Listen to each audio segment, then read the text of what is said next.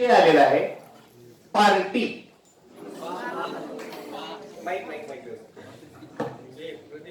Hello,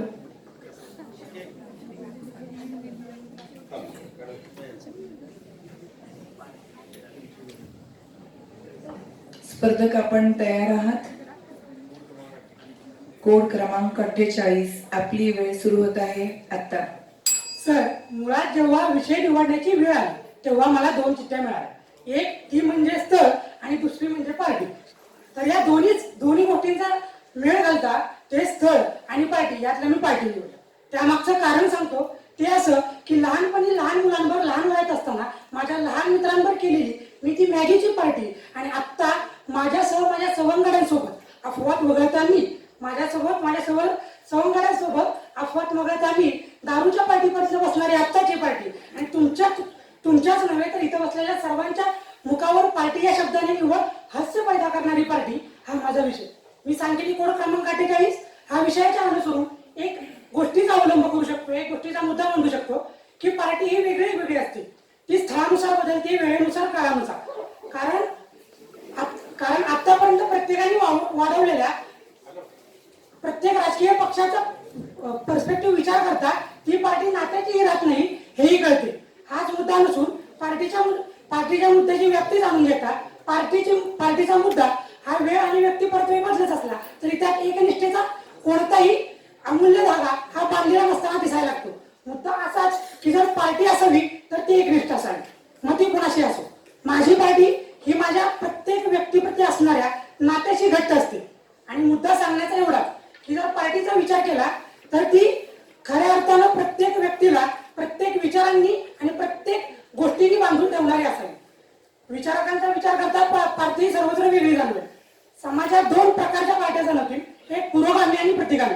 पुरोगामी म्हणजे काय की अशी पार्टी की जी प्रत्येक गोष्टीवर विवेकाने विचार करते. त्या प्रत्येक गोष्टी मागे कोणता तरी कार्यकारण भाव असतो. तर आता मुद्दा कार्यकारण भावाचा.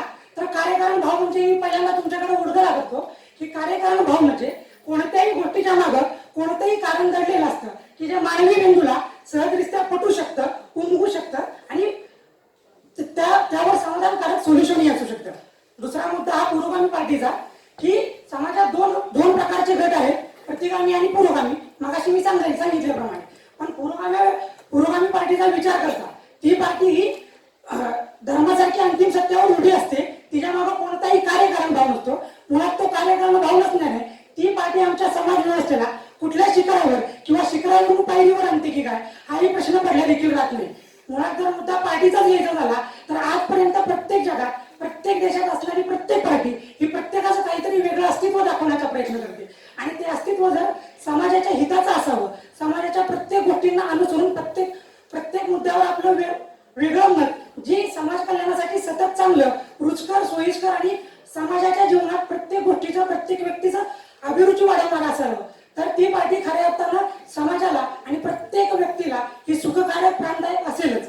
मुद्दा असा की प्रत्येक व्यक्तीचा विचार करता आपल्याला पार्टी ही प्रत्येक क्षणी वेगळी वाटावी लागते.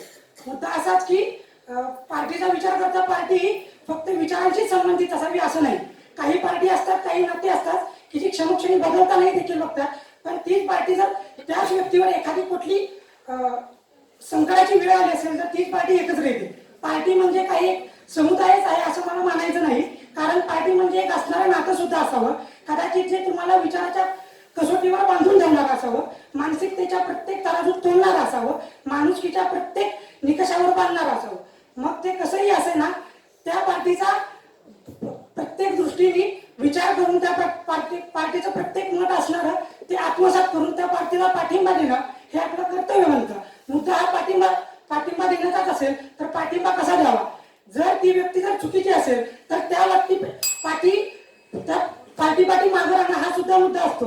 कारण चुकीच्या व्यक्तीचं मत मांडायचं असेल तर त्या पार्टीच्या अनुषंगाने ते मत असावं. आणि ते जर मत तितक्या ताकदीचं आणि बळकटीचं नसेल तर ती पार्टी काही कामाची नाही असं मी म्हणतो. मुद्दा पार्टीच्या मुद्द्यावरून जाताना असं आठवतं की पार्टी ही फक्त एका विचारकांचीच नसावी. ती पार्टी प्रत्येक समाजातील प्रत्येक बहुजनांपासून ते उच्चस्तरीयवर असणाऱ्या प्रत्येक लोकांची असावी. ती जनहिताची असावी, समाज कल्याणकारकांची असावी, प्रत्येक विचारकांची असावी, जी प्रत्येकाला पोषक वातावरण वातावरण निर्माण करून देईल. प्रत्येकाच्या सर्वांगीण विकासामध्ये, प्रत्येकाच्या असणाऱ्या भौतिक, आर्थिक, सामाजिक, मानसिक सर्व विकासांमध्ये विचारांचे असेना, आर्थिक असेना, सामाजिक असेना, कोणत्याही दृष्टीचे असेना बळ वाढवणारे, पाठिंबा वाढवणारे असेल. धन्यवाद.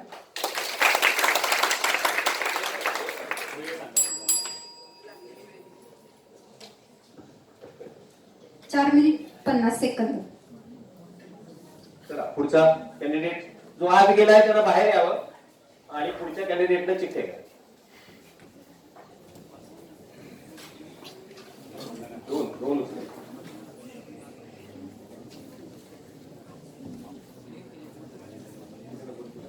तुझा माहिती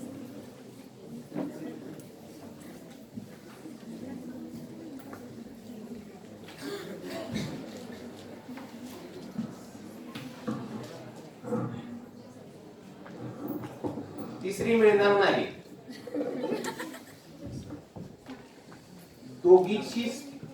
दोघीचाच विचार करावा लागेल. एक तर मामाची नाही तर कामाची.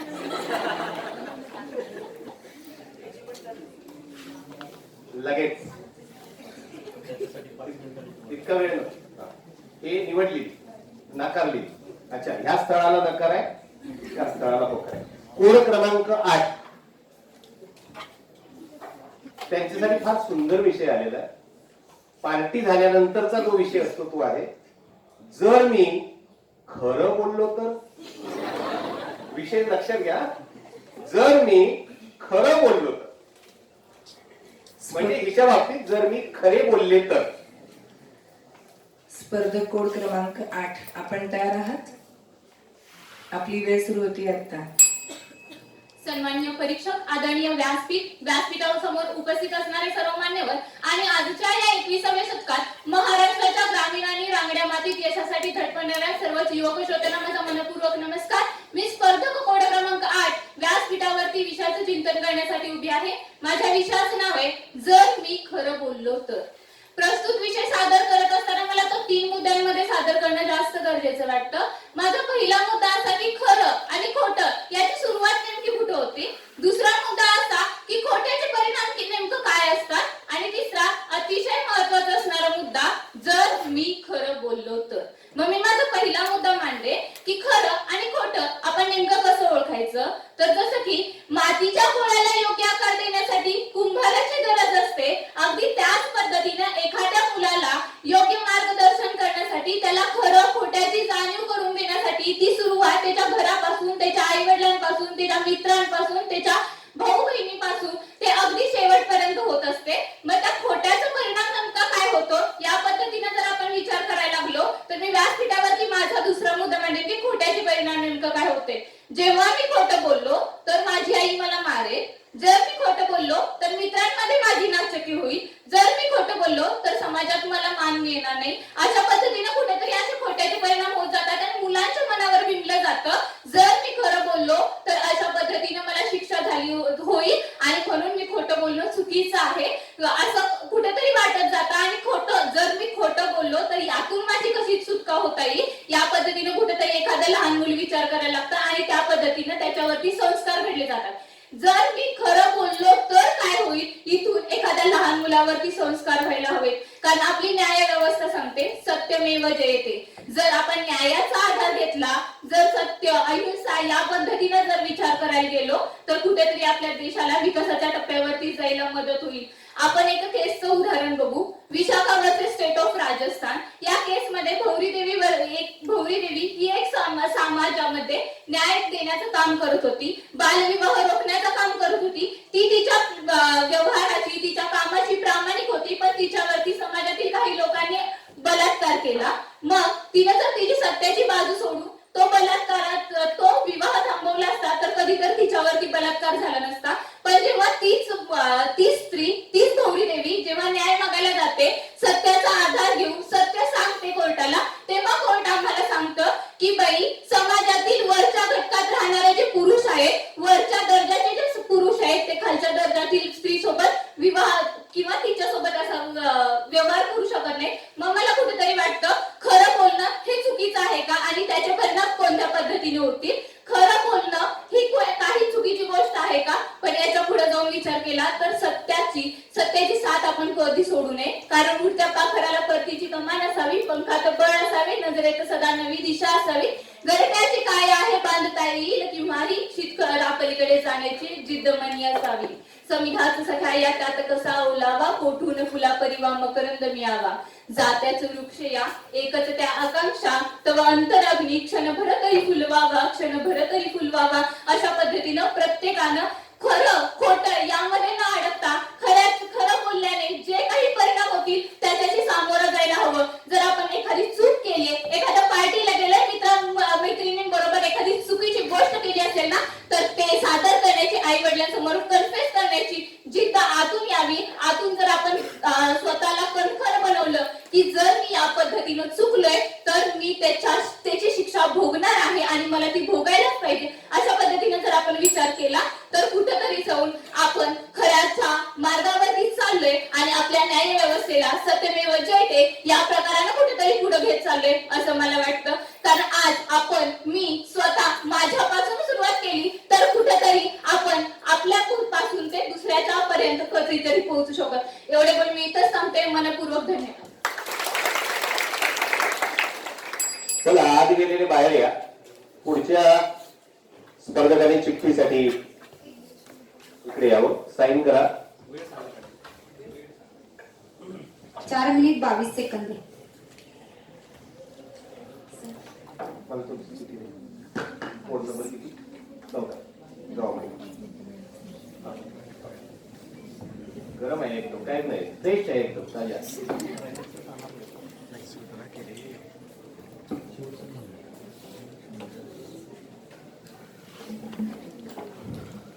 प्रेमाची चिठ्ठी आणि ही चिठ्ठी दोन्हीच वेळ हात बरोबर का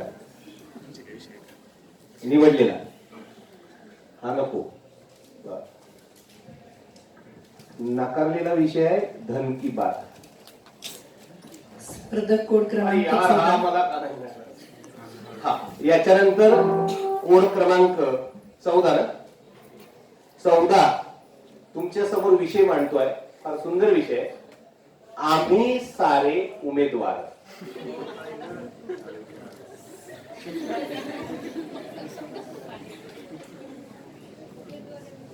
बाहेर टँकर पण आहे. स्पर्धक कोड क्रमांक 14 आपण तयार आहात?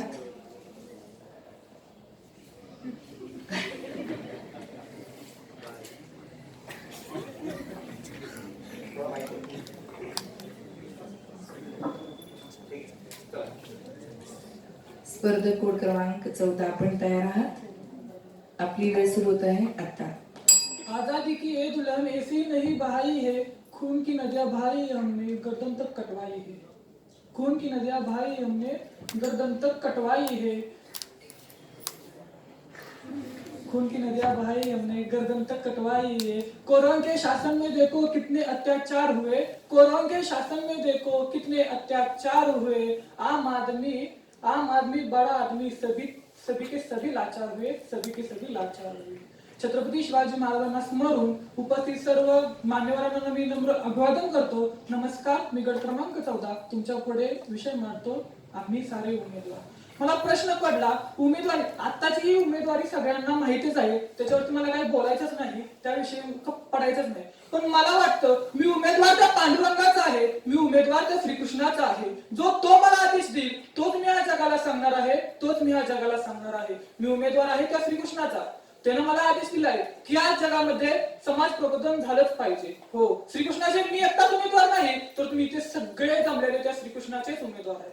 जसं की श्रीकृष्णानं अर्जुनाला सहाय्य केलं, जसं की श्रीकृष्णानं अर्जुनाला सहाय्य केलं, तू असं असं कर, तू तसं तसं कर, तू जिंकशील, तू असं होशील. पण स्वतः श्रीकृष्णाने त्याला पाठिंबा फक्त दिला, पण स्वतः रणभूमीमध्ये उतरले नाही. तसंच ह्या उमेदवारीमध्ये, आत्ताच्या उमेदवारीमध्ये आपल्याला शासन म्हणजे नरेंद्र मोदी जसं उमेदवारांना आदेश देतात तसं त्यांना कार्य करावं लागतं. तसं श्रीकृष्णानं जसा अर्जुनाला आदेश दिला तसं त्यांना कार्य करावं लागलं. हो, उमेदवारी करताना जसं आपल्यावरती जे वरिष्ठ लोक आहेत त्यांचंच ऐकावं लागतं, तसं अर्जुनाने श्रीकृष्णाचं ऐकलं.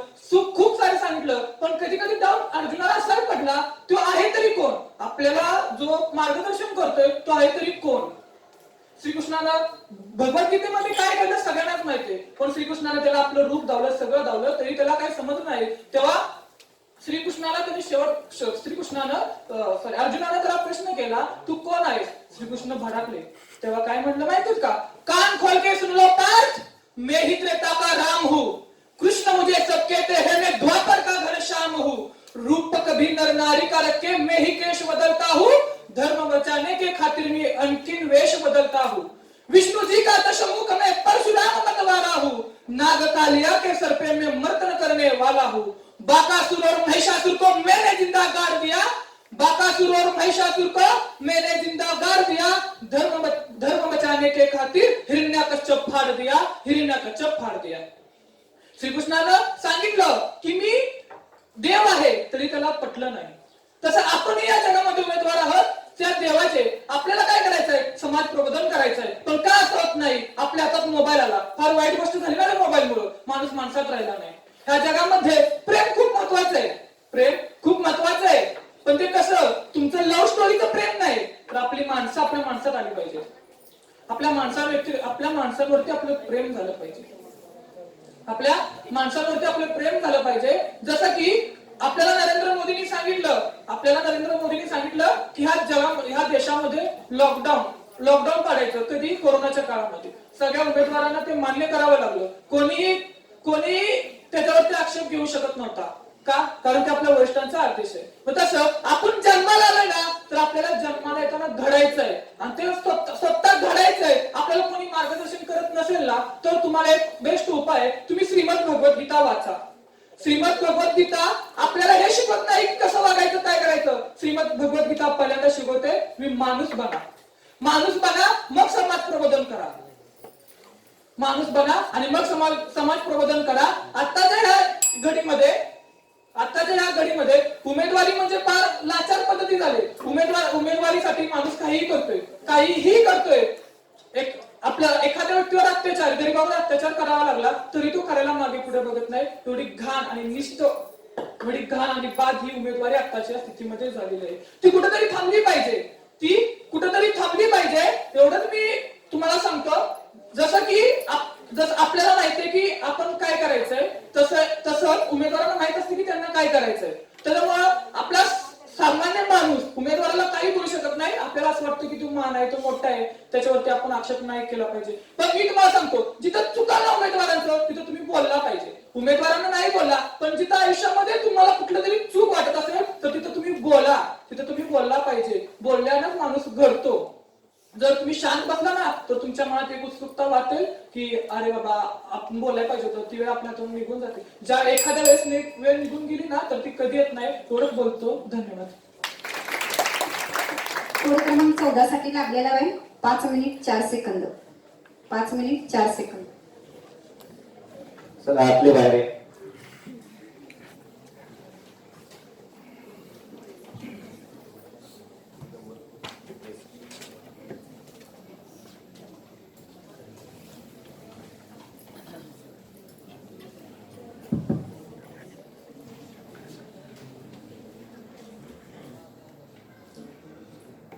दोन चिठ्ठ्या एकावर एक ठेवून पाहाय. बर ठरलं. ही नाकारली, ही स्वीकारली. नाकारलीचा विषय होता पॅकेज नको आहे. आता आलेले स्पर्धक आहेत आणि आता जो कोड नंबर 63 याला जो विषय आलेला आहे, आधी पार्टी झाली, मग उमेदवार उभे राहिले, आता विषय आलेला फोडाफोडी.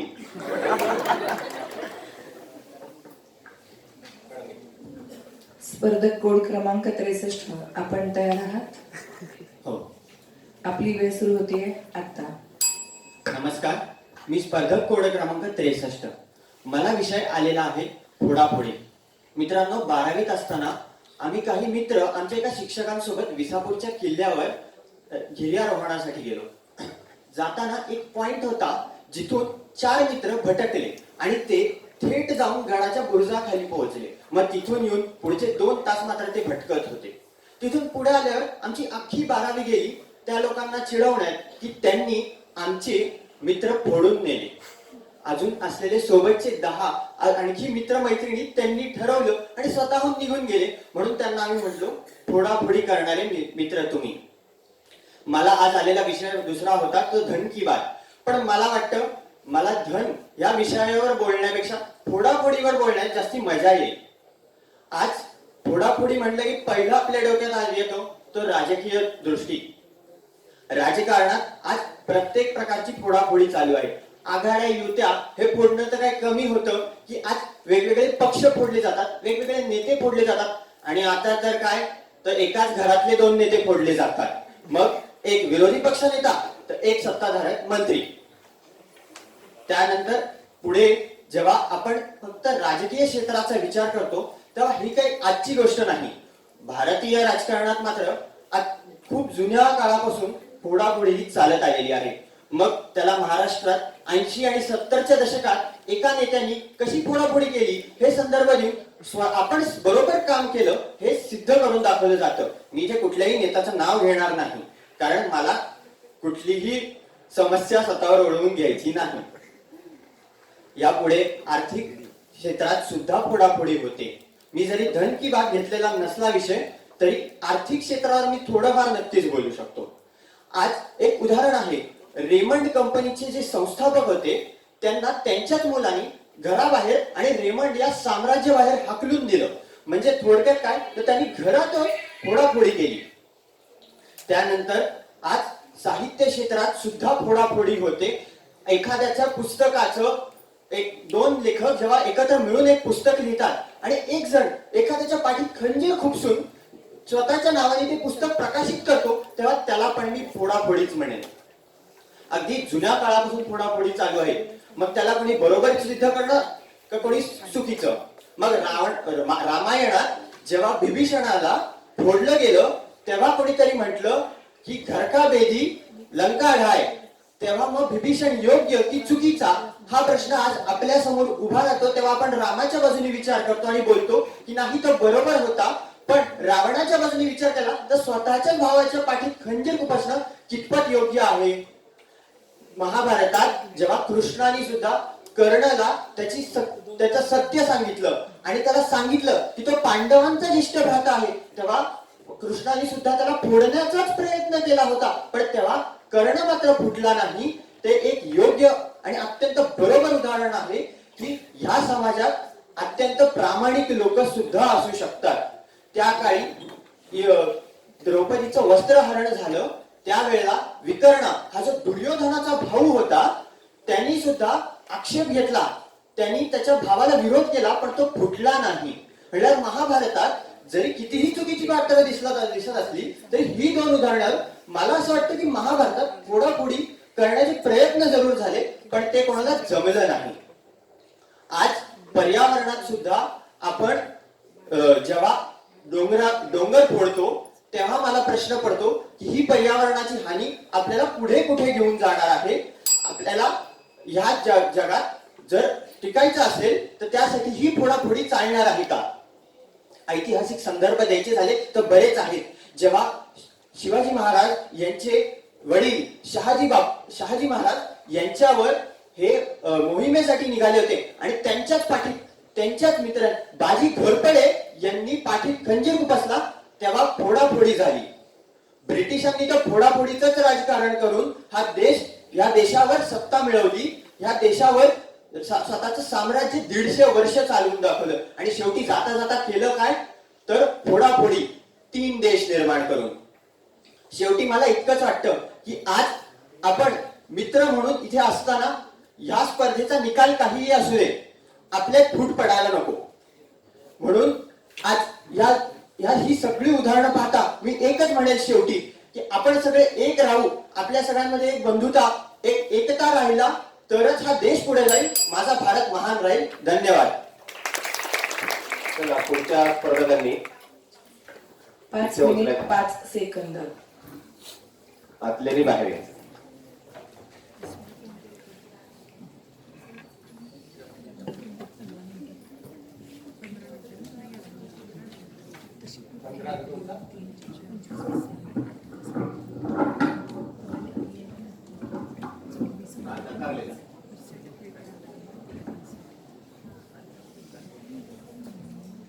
नाकारलेला विषय होता होम मिनिस्टर.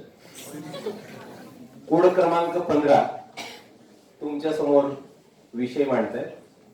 तुमचं आमचं सेम आहे. स्पर्धक कोड क्रमांक 15 आपण तयार आहात. आपली वेळ सुरू होतीये आता. नमस्ते ज्ञाते वक्ते आणि रसिक श्रोते हो. मी कोड क्रमांक 15 आपल्या समोर विषय मांडते आहे. तुमचं आमचं सेम आहे. 2 चिठ्ठ्या दिल्या होत्या. एकामध्ये होतं पॅकेज आणि दुसऱ्यामध्ये होतं तुमचं आमचं सेम आहे. पॅकेज बद्दल काय बोलू जे मिळवण्यासाठी मिळतं आहे. आणि दुसरा विषय म्हणजे तुमचं आमचं सेम आहे. खरंच तुमचं आणि माझं सेम आहे. उद्दिष्ट सगळंच. मित्र हा विषय मी स्त्रियांच्या बाबतीत मानू शकते. कारण आजकाल स्त्रियांवर होणारे अत्याचार याला फक्त एखादा मुलगा जबाबदार आहे असं मी म्हणणार नाही. यासाठी स्त्री स्वतःही जबाबदार आहे कुठेतरी.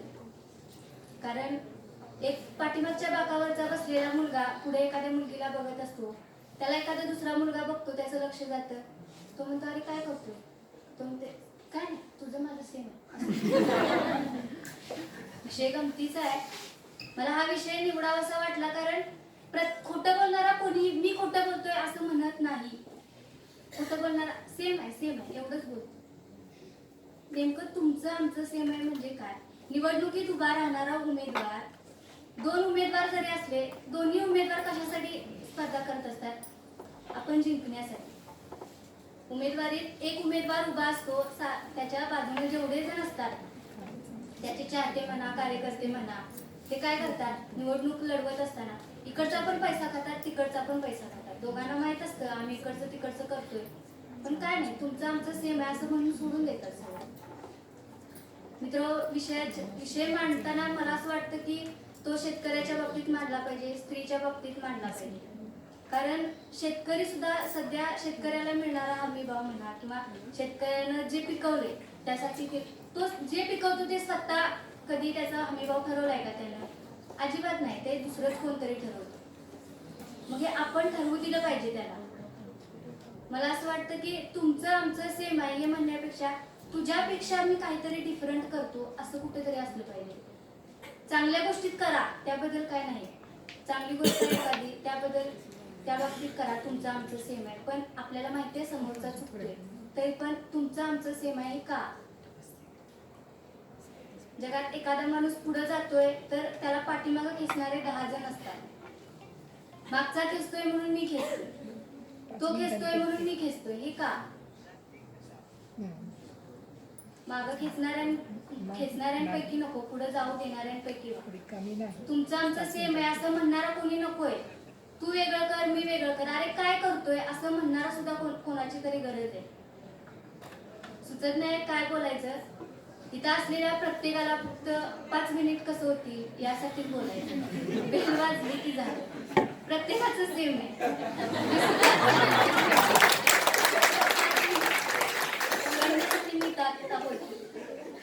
कल्पना नव्हती. मुळात हा प्रवास इथपर्यंत केला मी हेच माझ्यासाठी खूप आहे. मी स्पर्धा जिंकली आहे, रयत जिंकली मी. कारण मला खात्रीच नव्हती की मी इथपर्यंत पोहोचेल. पहिल्यांदा आले मी रयतच्या स्पर्धेला. काही कल्पना नव्हती.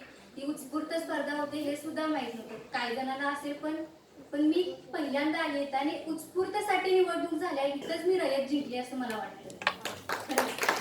एवढी मोठी स्पर्धा लहानपणी केल्यात स्पर्धा पण आतापर्यंत असा योग आला नाही की एवढ्या मोठ्या स्पर्धेत बोलायचं तेही राज्यस्तरीय.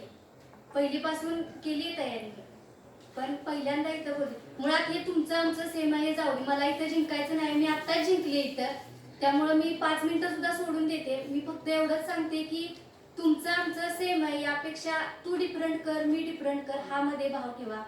मी आता इथं बोलते कारण 5 मिनिटं ओलांडली काही संबंध नव्हता तरी सुद्धा मला इथपर्यंत आणलं. माझं वक्तृत्व तुम्हाला आवडलं. खरंच मी ते स्वतःहून लिहिलेली स्क्रिप्ट होती जी मी स्वतःहून पहिल्यांदा सादर केली आहे. त्याबद्दल खरंच मी संयोजकांचा आभार मानते. त्यांनी विषय खूप छान ठेवला होता की तंत्रज्ञानाच्या आग्रात हरवली जीवनमूल्ये. मला विषय खरंच खूप आवडला. मी स्वतःहून स्क्रिप्ट काढली होती ती तुम्हाला आवडली. मी खरंच धन्य झाले सर. कारण तुमच्यासारखे एवढे मोठे सर मला निवडतायत म्हणजे काय. खरंच थँक्यू सो मच रयत. धन्यवाद. 4 मिनिट पुढच्या 38 सेकंद. स्पर्धकांनी चिठ्ठी 4 उचलण्यासाठी मिनिट यायचं. 38 सेकंद. आतल्या स्पर्धकांनी बाहेर यायचंय. अरे त्यांचं आणि आमचं सेम आहे सर. एक मिनिट सत्य.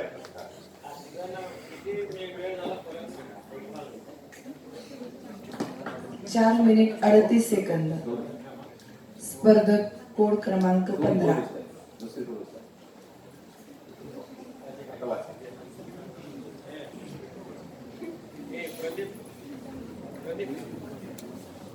एक माईक प्रदीप माईक त्यांना ऍडजस्ट करू द्या. माईक ऍडजस्ट करून अनेक एक्स्ट्रा माईक नाही.